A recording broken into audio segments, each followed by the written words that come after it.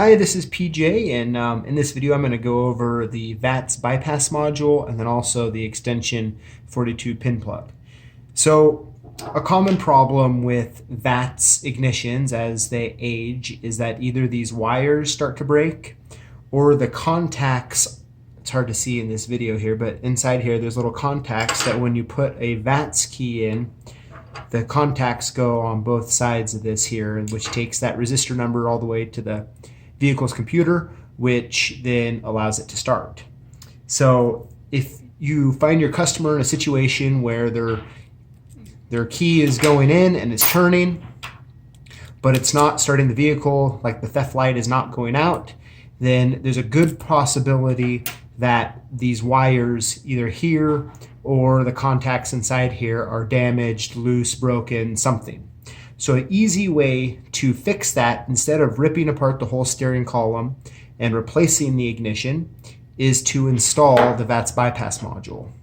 And so how this works here is, once you know the VATS resistance value of the key, let's say it's a number 5, you're going to go in here, and if you look up top here, it's going to have a 1 through 15.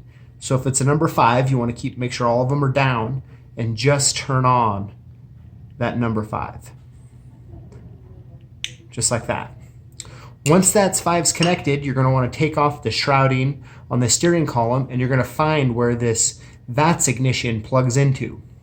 You're going to want to unplug it, and you're going to want to plug in this bypass module. As you can see, it has the same OEM connector on it, so it'll just plug right in.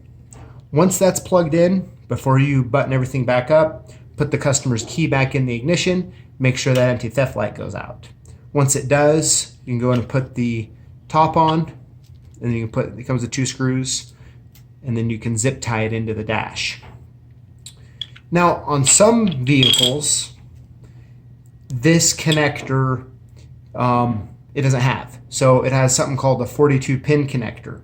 And so in that situation, is what you're going to do is you're going to buy this pin extension, and you're going to plug this in, and then under the dash you're going to find, they have a picture of it here in this video, you're going to find a slot right here in the corner that you're going to put these 2 pins right in here under the dash. And there's also another zip tie to help you hold it in place. So that's how the VATS bypass module and extension plug work. They're perfect for situations where it's not necessary to break down the steering column, and you have the VATS number, and they're just a real handy thing to have in your van.